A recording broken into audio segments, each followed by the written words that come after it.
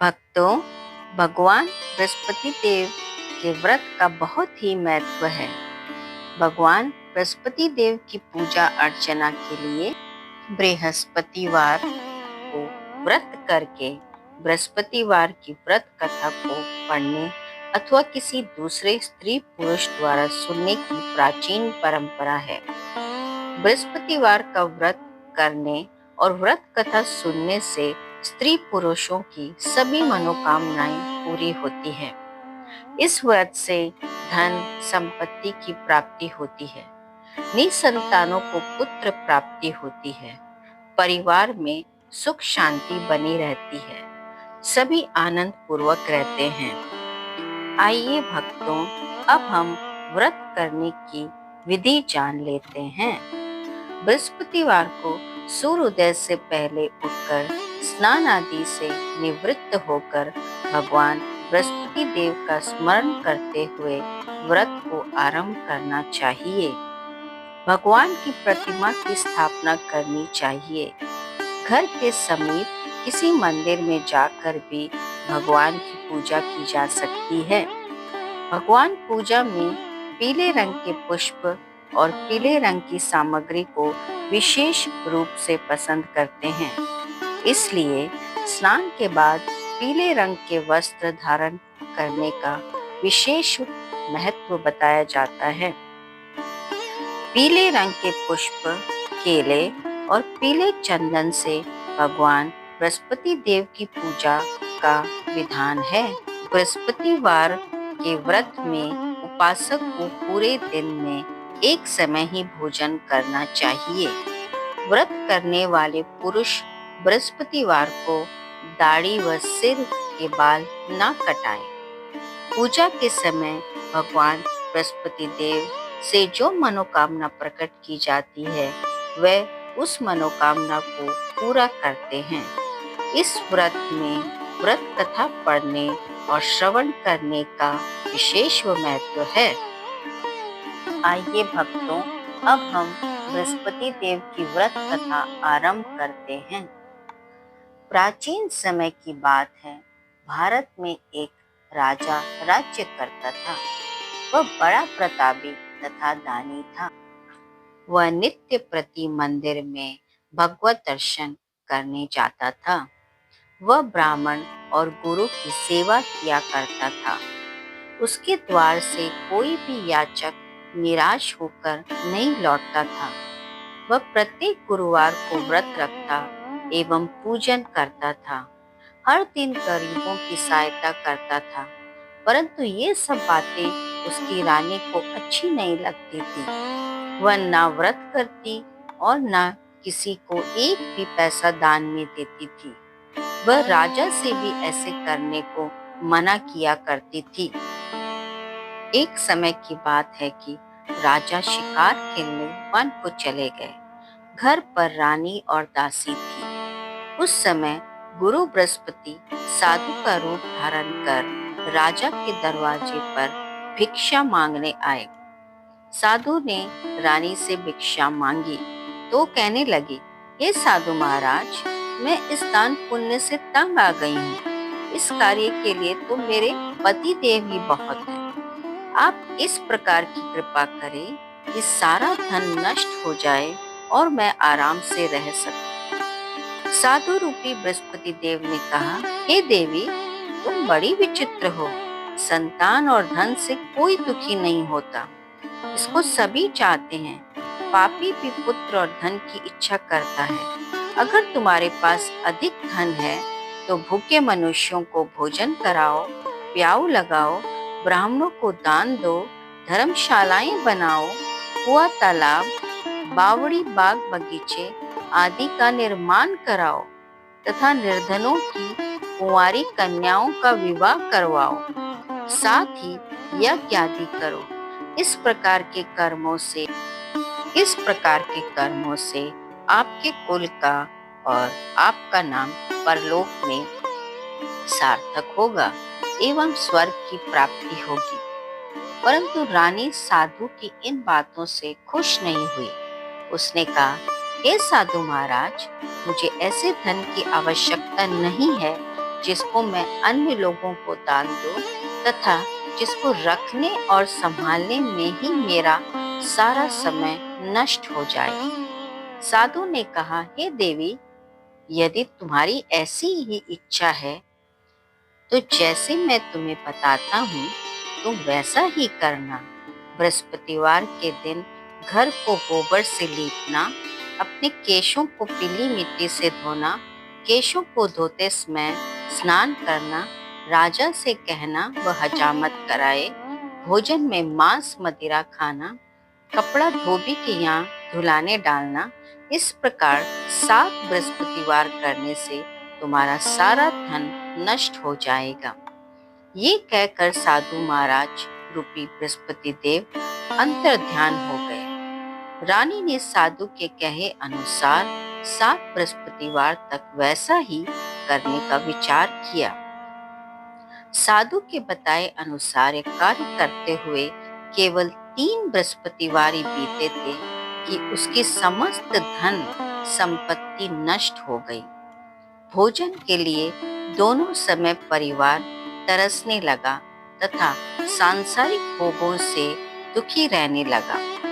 तब राजा ने रानी से कहा, हे रानी, तुम यहाँ पर रहो, मैं अब परदेश जा रहा हूँ, वहाँ कोई काम धंधा करूँगा, शायद हमारा भाग्य बदल जाए। ऐसा कहकर राजा परदेश चला गया। वह वहाँ जंगल से लकड़ी काट कर लाता और शहर में बेचकर अपना जीवन व्यतीत करने लगा। इधर राजा के बिना रानी और दासियां दुखी रहने लगी। किसी दिन भोजन मिलता और किसी दिन जल पीकर ही रह जाती। एक समय रानी और दासियों को 7 दिन बिना भोजन के व्यतीत करना पड़ा। तो रानी ने अपनी दासी से कहा, यहाँ पास ही नगर में मेरी बहन रहती है, वह बड़ी धनवान है, तो उसके पास जा और वहां से 5 सेर बेजर मांग कर ले आ, जिससे कुछ समय के लिए गुजर हो जाएगा। दासी रानी की बहन के पास गई। रानी की बहन उस समय पूजा कर रही थी। बृहस्पतिवार का दिन था। दासी ने रानी की बहन से कहा, हे रानी, मुझे आपकी बहन ने भेजा है, मुझे 5 सेर बेजर दे दो। दासी ने ये बात अनेक बार कही, परंतु रानी की बहन ने कोई उत्तर नहीं दिया, क्योंकि वह उस समय बृहस्पतिवार की कथा सुन रही थी। जब दासी को रानी की बहन से कोई उत्तर नहीं मिला तो वो बहुत दुखी हुई। उसे क्रोध भी आया। वह लौटकर रानी से बोली, हे रानी, आपकी बहन बहुत ही धनी स्त्री है, वह छोटे लोगों से बात भी नहीं करती। मैंने उससे कहा तो उसने कोई उत्तर नहीं दिया। मैं वापस चली आई। रानी बोली, हे दासी, इसमें उसका कोई दोष नहीं है। जब बुरे दिन आते हैं तब कोई सहारा नहीं देता। अच्छे बुरे का पता विपत्ति में ही लगता है। जो ईश्वर की इच्छा होगी वही होगा। यह सब हमारे भाग्य का दोष है। इधर रानी की बहन ने सोचा कि मेरी बहन की दासी आई थी, परंतु मैं उससे नहीं बोली, इससे वह बहुत दुखी हुई होगी। अतः कथा सुन और विष्णु भगवान का पूजन समाप्त कर वह अपनी बहन के घर आई और कहने लगी, हे बहन, मैं बृहस्पतिवार का व्रत कर रही थी। तुम्हारी दासी हमारे घर आई थी, परंतु जब कथा होती है तब तक हम लोग ना उठते हैं और ना बोलते हैं, इसीलिए मैं नहीं बोली। कहो दासी, क्यों गई थी? रानी बोली, बहन, हमारे घर अनाज नहीं था। वैसे तुमसे कोई बात छिपी नहीं है, इस कारण मैंने दासी को तुम्हारे पास 5 सेर बेजर लेने के लिए भेजा था। रानी की बहन बोली, बहन, बृहस्पति भगवान सबकी मनोकामना पूर्ण करते हैं। देखो, शायद तुम्हारे घर में अनाज रखा हो। यह सुनकर दासी घर के अंदर गई तो वहां उसे एक घड़ा बेजर का भरा मिला। उसे बड़ी हैरानी हुई, क्योंकि उसने एक एक बर्तन देख लिया था। उसने बाहर आकर रानी को बताया।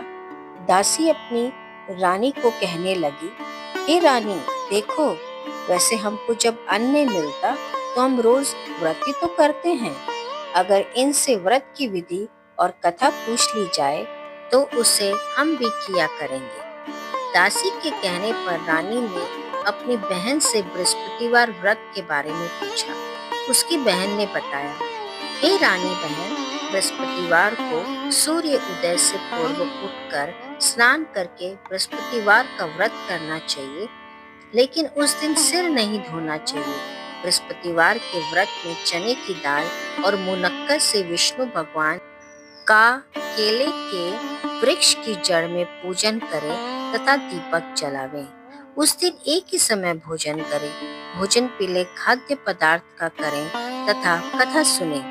इस प्रकार करने से गुरु भगवान प्रसन्न होते हैं, अन्न पुत्र धन देते हैं, मनोकामना पूर्ण करते हैं। व्रत और पूजन की विधि बताकर रानी की बहन अपने घर लौट गई। रानी और दासी दोनों ने निश्चय किया कि बृहस्पति देव भगवान का पूजन जरूर करेंगे। 7 दिन बाद जब बृहस्पतिवार आया तो उन्होंने व्रत रखा। घुड़साल में जाकर चना और गुड़ बिन लाई तथा उसकी दाल से केले की जड़ तथा भगवान का पूजन किया। अब भोजन पीला कहाँ से आए? दोनों बड़ी दुखी हुई, परंतु उन्होंने व्रत किया, इस कारण बृहस्पति देव भगवान प्रसन्न थे। एक साधारण व्यक्ति के रूप में 2 थालों में सुंदर पीला भोजन लेकर आए और दासी को देकर बोले, हे दासी, ये भोजन तुम्हारे और रानी के लिए है, तुम दोनों करना। दासी भोजन पाकर बड़ी प्रसन्न हुई और रानी से बोली, रानी जी, भोजन कर लो। रानी को भोजन के आने के बारे में कुछ पता नहीं था, इसलिए वह दासी से बोली, जा तू ही भोजन कर, क्यों तू मेरी व्यर्थ में हंसी उड़ाती है? दासी बोली, एक व्यक्ति भोजन दे गया है। रानी कहने लगी, वो भोजन तेरे लिए ही दे गया है, तू ही कर। दासी ने कहा, वह व्यक्ति हम दोनों के लिए 2 थालों में भोजन दे गया है, इसीलिए मैं और आप दोनों ही साथ साथ भोजन करेंगे। दोनों ने गुरु भगवान को नमस्कार कर भोजन प्रारंभ किया। उसके बाद से वह प्रत्येक बृहस्पतिवार को गुरु भगवान का व्रत और पूजन करने लगी। बृहस्पति भगवान की कृपा से उसके पास धन हो गया, परंतु रानी फिर से पहले की तरह आलस्य करने लगी। तब दासी बोली, देखो रानी, तुम पहले भी इस प्रकार आलस्य किया करती थी। तुम्हें धन रखने में कष्ट होता था, इस कारण सभी धन नष्ट हो गया। अब गुरु भगवान की कृपा से धन मिला है तो फिर तुम्हें आलस्य होता है। बड़ी मुसीबतों के बाद हमने ये धन पाया है, इसलिए हमें दान पुण्य करना चाहिए।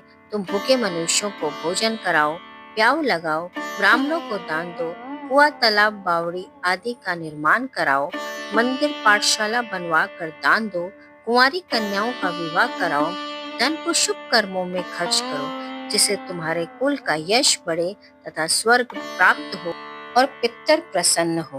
दासी की बात मानकर रानी ने इसी प्रकार के कर्म करने प्रारंभ किए, जिससे उनका काफी यश फैलने लगा। एक दिन रानी और दासी आपस में विचार करने लगी कि न जाने राजा किस दशा में होंगे। उनकी कोई खोज खबर भी नहीं है। गुरु भगवान से उन्होंने प्रार्थना की और भगवान ने रात्रि में राजा को स्वप्न में कहा, हे राजा उठ, तेरी रानी तुझको याद करती है, आप अपने देश को लौट जा। राजा प्रातःकाल उठकर जंगल से लकड़ियां काटकर लाने के लिए जंगल की ओर चल पड़ा। जंगल से गुजरते हुए वह सोचने लगा, रानी की गलती से उसे कितने दुख भोगने पड़े। राजपाट छोड़कर उसे जंगल में आकर रहना पड़ा। जंगल से लकड़ियां काटकर उन्हें बेचकर गुजारा करना पड़ा। उसी समय उस जंगल में बृहस्पति देव एक साधु का रूप धारण करके आए और बोले, हे लकड़ारे, तुम इस सुनसान जंगल में किस चिंता में बैठे हो, मुझे बतलाओ। यह सुन राजा के नेत्र में जल भर आया और साधु की वंदना कर बोले, हे प्रभु, आप सब कुछ जानने वाले हैं। इतना कहकर राजा ने साधु को अपनी संपूर्ण कहानी सुना दी। महात्मा दयालु होते हैं। वह राजा से बोले, हे राजा, तुम्हारी पत्नी ने बृहस्पति देव के प्रति अपराध किया था जिसके कारण तुम्हारी ये दशा हुई। अब तुम किसी प्रकार की चिंता मत करो, भगवान तुम्हें पहले से अधिक धन देंगे। देखो, तुम्हारी पत्नी ने भी बृहस्पतिवार का व्रत प्रारंभ कर दिया है। अब तुम भी बृहस्पतिवार का व्रत करके चने की दाल व गुड़ जल के लोटे में डालकर केले का पूजन करो। फिर कथा कहो या सुनो, भगवान तुम्हारी सब मनोकामनाओं को पूर्ण करेंगे। साधु को प्रसन्न देखकर राजा बोले, हे प्रभु, मुझे लकड़ी बेचकर इतना पैसा कहाँ मिलता है जिससे भोजन के उपरांत कुछ बचा सकूं? मैंने रात्रि में अपनी रानी को व्याकुल देखा था। मेरे पास कोई साधन नहीं है जिससे समाचार जान सकूं। फिर मैं बृहस्पति देव की क्या कहानी कहूँ, मुझे कुछ भी नहीं मालूम। साधु ने कहा, हे राजा, तुम किसी बात की चिंता मत करो।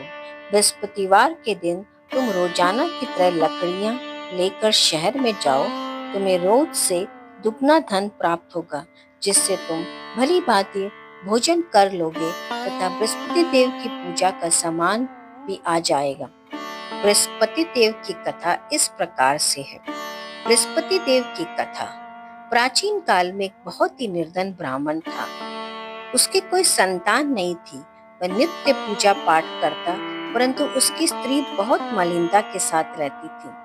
वह ना स्नान करती, न किसी देवता का पूजन करती। प्रातः काल उठते ही सर्वप्रथम भोजन करती, बाद में कोई अन्य कार्य करती। ब्राह्मण देवता बहुत दुखी रहते थे। पत्नी को बहुत समझाते, किंतु उसका कोई परिणाम न निकलता। भगवान की कृपा से ब्राह्मण की स्त्री को कन्या उत्पन्न हुई। वह कन्या अपने पिता के घर में बड़ी होने लगी। वह बालिका प्रातः स्नान करके भगवान विष्णु का जप करती। वह बचपन से ही बृहस्पतिवार का व्रत भी करने लगे।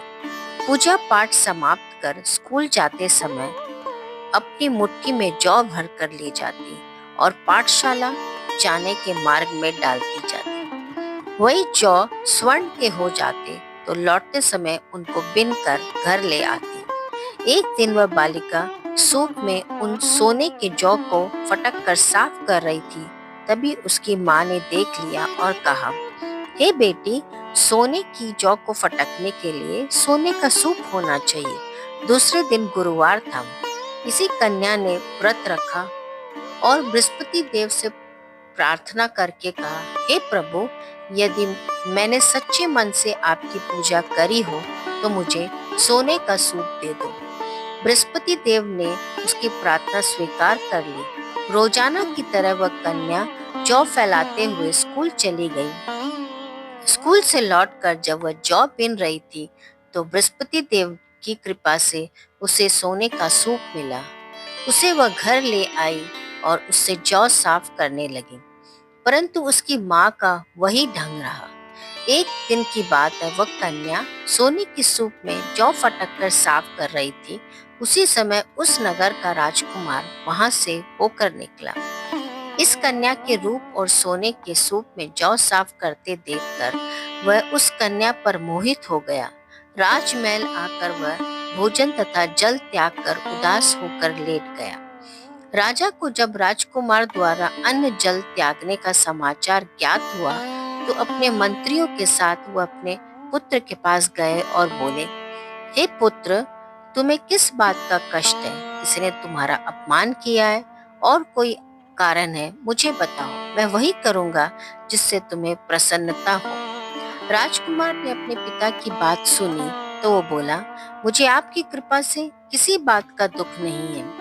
किसी ने मेरा अपमान नहीं किया है, परंतु मैं उस लड़की के साथ विवाह करना चाहता हूँ जो सोने के सूप में जौ साफ कर रही थी। यह सुनकर राजा आश्चर्य में पड़ गया और बोला, हे बेटा, इस तरह की कन्या का पता तुम ही लगाओ। मैं उसके साथ तुम्हारा विवाह अवश्य ही करवा दूंगा। राजकुमार ने राजा को उस लड़की के बारे में बताया। मंत्री उस लड़की के घर गए और राजा का आदेश ब्राह्मण को सुनाया। कुछ ही दिन बाद ब्राह्मण की कन्या का विवाह राजकुमार के साथ संपन्न हो गया। कन्या के घर से जाते ही ब्राह्मण देवता के घर में पहले की भांति गरीबी का निवास हो गया। अब भोजन के लिए भी अन्न बड़ी मुश्किल से मिलता था। एक दिन दुखी होकर ब्राह्मण अपनी पुत्री से मिलने गया। बेटी ने पिता की दुखी अवस्था को देखा और अपनी माँ का समाचार पूछा। ब्राह्मण ने सभी हाल कहा। कन्या ने बहुत सा धन देकर अपने पिता को विदा कर दिया। इस तरह ब्राह्मण का कुछ समय सुखपूर्वक व्यतीत हो गया, लेकिन कुछ दिन बाद फिर वही हाल हो गया। ब्राह्मण फिर अपनी कन्या के यहाँ गया और सभी हाल कहा तो पुत्री बोली, हे पिताजी, आप माताजी को यहाँ लिवा लाओ। मैं उन्हें वह विधि बता दूंगी जिससे गरीबी दूर हो जाए। ब्राह्मण देवता अपनी स्त्री को साथ लेकर अपनी पुत्री के पास राजमहल पहुंचे तो पुत्री अपनी माँ को समझाने लगी, हे माँ, तुम प्रातःकाल उठकर प्रथम स्नान आदि करके विष्णु भगवान का पूजन करो, तब सब दरिद्रता दूर हो जाएगी। परंतु उसकी माँ ने उसकी एक बात नहीं मानी। वह प्रातःकाल उठकर अपनी पुत्री का बचा जूठन खा लेती थी। एक दिन उसकी पुत्री को बहुत गुस्सा आया। उसने एक रात एक कोठरी से सारा सामान निकाल दिया और अपनी माँ को उसमें बंद कर दिया। प्रातः उसमें से निकाला तथा स्नान आदि करवा के पूजा पाठ करवाया तो उसकी माँ की बुद्धि ठीक हो गई। इसके बाद से वह नियम से पूजा पाठ करती और प्रत्येक बृहस्पतिवार को व्रत रखने लगी। इस व्रत के प्रभाव से उसकी माँ भी बहुत धनवान हो गई और बृहस्पति देवता के प्रभाव से स्वर्ग को गई। वह ब्राह्मण भी सुखपूर्वक इस लोक से सुख होकर स्वर्ग को प्राप्त हुआ। इस तरह कहानी कहकर साधु देवता वहां से लोप हो गए। धीरे धीरे समय व्यतीत होने पर फिर बृहस्पतिवार का दिन आया। राजा जंगल से लकड़ी काटकर किसी शहर में बेचने गया। उसे उस दिन से और दिनों से अधिक धन मिला। राजा ने चना, गुड़ आदि लाकर बृहस्पतिवार का व्रत किया। उस दिन से उसके सभी क्लेश दूर हो गए। परंतु जब अगला गुरुवार का दिन आया तो बृहस्पतिवार का व्रत करना भूल गया। इस कारण बृहस्पति भगवान नाराज हो गए। उस दिन से उस नगर के राजा ने विशाल यज्ञ का आयोजन किया तथा अपने समस्त राज्य में घोषणा करवा दी कि कोई भी मनुष्य अपने घर में भोजन ना बनाए तथा आग भी ना जलाए। समस्त लोग मेरे यहाँ भोजन करने आवे। इस आज्ञा का जो ना मानेगा उसे फांसी की सजा दी जाएगी। राजा के आज्ञानुसार राज्य के सभी वासी राजा के भोज में सम्मिलित हुए, लेकिन लकड़ारा कुछ देर से पहुंचा, इसलिए राजा उसको अपने साथ महल में ले गए। जब राजा लकड़ारे को भोजन करा रहे थे तब रानी की दृष्टि उस खूंटी पर पड़ी जिस पर उनका हार लटका हुआ था। उसे हार खूंटी पर लटका दिखाई नहीं दिया। रानी को निश्चय हो गया कि मेरा हार इसी लकड़ारे ने चुरा लिया है। उसी समय सैनिक बुलवाकर उसको जेल खाने में डलवा दिया। जब लकड़ारा जेल खाने में गया तो बहुत दुखी होकर विचार करने लगा कि ना जाने कौन से पूर्व जन्म के कर्म है कि मुझे ये सब दुख प्राप्त हुआ है, और उसी साधु को याद करने लगा जो जंगल में मिला था।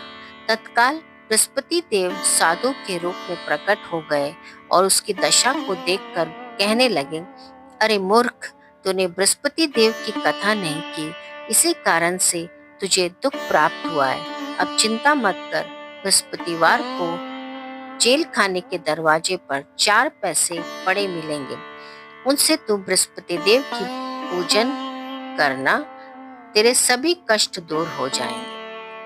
अगले बृहस्पतिवार को उसे जेल के द्वार पर 4 पैसे मिले। राजा ने पूजा का सामान मंगवाकर कथा कही और प्रसाद बांटा।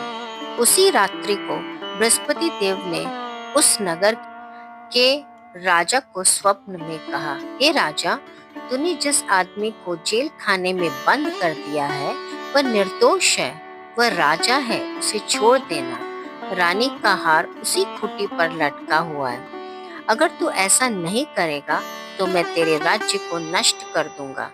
राजा प्रातःकाल उठा और खूंटी पर हाथ टंगा देखकर लकड़हारे को बुलाकर क्षमा मांगी तथा राजा के योग्य सुंदर वस्त्र आभूषण भेंट कर उसे विदा किया। गुरुदेव की आज्ञा अनुसार राजा अपने नगर को चल दिया। राजा जब नगर के निकट पहुंचा तो उसे बड़ा ही आश्चर्य हुआ। नगर में पहले से अधिक बाग, तालाब और कुएं तथा बहुत सी धर्मशालाएं, मंदिर आदि बने हुए थे। राजा ने पूछा कि ये किसका बाग और धर्मशाला है? तब नगर के सब लोग कहने लगे, ये सब रानी और दासी द्वारा बनाए गए हैं। राजा को आश्चर्य हुआ और गुस्सा भी आया। जब रानी ने खबर सुनी कि राजा आ रहे हैं तो उसने अपनी दासी से कहा, हे दासी देख, राजा हमको कितनी बुरी हालत में छोड़ गए थे। वह हमारी ऐसी हालत देखकर लौट न जाए, इसलिए तू दरवाजे पे खड़ी हो जा। रानी की आज्ञा अनुसार दासी दरवाजे पर खड़ी हो गई। जब राजा आए तो उन्हें अपने साथ महल में लिवा लाई। राजा ने क्रोध करके अपनी तलवार निकाली और रानी से पूछने लगा, बताओ ये धन तुम्हें कैसे प्राप्त हुआ? तब रानी ने बतलाया, हमें ये सब धन बृहस्पति देव के व्रत के प्रभाव से प्राप्त हुआ। राजा ने तब निश्चय किया कि 7 रोज बाद सभी बृहस्पति देव का पूजन करते हैं, परंतु मैं रोजाना दिन में 3 बार कथा कहा करूंगा तथा रोज व्रत किया करूंगा। अब हर समय राजा के दुपट्टे में चने की दाल बंधी रहती तथा दिन में 3 बार कथा कहता। एक रोज राजा ने विचार किया कि चले अपनी बहन के यहाँ हो आए। इस तरह का निश्चय कर राजा घोड़े पर सवार हो अपनी बहन के यहाँ चल दिया। मार्ग में उसने देखा कि कुछ आदमी एक मुर्दे को लिए जा रहे हैं। उन्हें रोककर राजा ने कहा, अरे भाइयों, मेरी बृहस्पतिवार की कथा सुन लो। वह बोले, लो, हमारा तो आदमी मर गया है, इसको अपनी कथा की पड़ी है। परंतु कुछ आदमी बोले, अच्छा कहो, हम तुम्हारी कथा सुनेंगे। राजा ने दाल निकाली और कथा कहानी शुरू कर दी। जब कथा आधी हुई, मुर्दा हिलने लगा और जब कथा समाप्त हुई तब राम राम करते हुए वह मुर्दा खड़ा हो गया। राजा आगे बढ़ा। उसे चलते चलते शाम हो गई। आगे मार्ग में उसे एक किसान खेत में हल चलाता मिला। राजा उससे बोला, अरे भैया, तुम मेरी बृहस्पतिवार की कथा सुन लो। किसान बोला, जब तक मैं तेरी कथा सुनूंगा तब तक 4 हरैया जोत न लूंगा। जा अपनी कथा किसी और को सुना। राजा आगे चलने लगा। राजा के हटते ही बैल पछाड़ कर गिर गए तथा किसान के पेट में जोर से दर्द होने लगा। उसी समय किसान की माँ रोटी लेकर आई। उसने जब ये देखा तो उसने पुत्र से सब हाल पूछा। बेटे ने सभी हाल बता दिया। बुढ़िया दौड़ी दौड़ी उस घुड़सवार के पास गई और उससे बोली, मैं तेरी कथा सुनूंगी, तू अपनी कथा मेरे खेत पर ही चलकर कहना। राजा ने लौटकर बुढ़िया के खेत पर जाकर कथा कही, जिसके सुनते ही बैल खड़े हो गए तथा किसान के पेट का दर्द भी बंद हो गया। राजा अपनी बहन के घर पहुंच गया। बहन ने भाई की खूब मेहमानी की। दूसरे रोज प्रातःकाल राजा जागा तो वह देखने लगा कि सब लोग भोजन कर रहे हैं। राजा ने अपनी बहन से पूछा कि ऐसा कोई मनुष्य नहीं जिसने भोजन नहीं किया हो, तो मेरी बृहस्पतिवार की कथा सुन ले। तो बहन बोली, हे भैया, ये देश ऐसा ही है। पहले यहाँ पर लोग भोजन करते हैं, बाद में अन्य कार्य करते हैं। अगर पड़ोस में कोई हो तो देख आती हूँ। ऐसा कहकर बहन देखने चली, परंतु उसे कोई भी ऐसा व्यक्ति नहीं मिला जिसने भोजन ना किया हो। वह एक कुम्हार के घर गई जिसका लड़का बीमार था। उसे मालूम हुआ कि उसके यहाँ 3 दिन से किसी ने भोजन नहीं किया है। रानी ने अपने भाई की कथा सुनने के लिए कुम्हार से कहा। वह तैयार हो गया। राजा ने जाकर बृहस्पतिवार की कथा कही, जिसको सुनकर उसका लड़का ठीक हो गया। अब तो राजा की प्रशंसा होने लगी। एक दिन राजा ने अपनी बहन से कहा, हे बहन, मैं अपने घर जाऊंगा, तुम भी तैयार हो जाओ। राजा की बहन ने अपनी सास से अपने भाई के साथ जाने की आज्ञा मांगी। सास बोली, चली जा, परंतु अपने लड़कों को मत ले जाना, क्योंकि तेरे भाई को कोई संतान नहीं होती है। बहन ने अपने भाई से कहा, हे भैया, मैं तो चलूंगी, परंतु कोई बालक नहीं जाएगा। राजा ने कहा, जब कोई बालक नहीं चलेगा, तब तुम जाकर क्या करोगी? दुखी मन से राजा अपने घर को लौट आया। राजा ने अपनी रानी से कहा, हमने संतान है, इसलिए कोई हमारे घर आना पसंद नहीं करता। इतना कहकर वह बिना भोजन आदि किए शैया पर लेट गया। रानी बोली, हे प्रभु, बृहस्पति देव ने हमें सब कुछ दिया है, वह हमें संतान भी अवश्य देंगे। उसी रात बृहस्पति देव ने राजा को स्वप्न में कहा, हे राजा, उठ, सभी सोच त्याग दे, तेरी रानी गर्भवती है। राजा को ये जानकर बड़ी प्रसन्नता हुई। 9वें महीने रानी के गर्भ से एक सुंदर पुत्र पैदा हुआ। जब राजा की बहन ने ये शुभ समाचार सुना तो बहुत खुश हुई तथा बधाई लेकर अपने भाई के यहाँ आई। तभी रानी ने कहा, घोड़ा चढ़कर आई हो कि गधा चढ़कर? राजा की बहन बोली, भाई, मैं इस प्रकार न कहती तो तुम्हें औलाद कैसे मिलती? बृहस्पति देव ऐसे ही हैं, जिसके मन में जो कामनाएं रहती है सभी पूर्ण करते हैं। जो सद्भावना पूर्वक बृहस्पतिवार का व्रत करता है एवं पढ़ता है अथवा सुनाता है और दूसरों को सुनता है, बृहस्पति देव उनकी सभी मनोकामना पूर्ण करते हैं। बृहस्पति देव उनकी सदैव रक्षा करते हैं।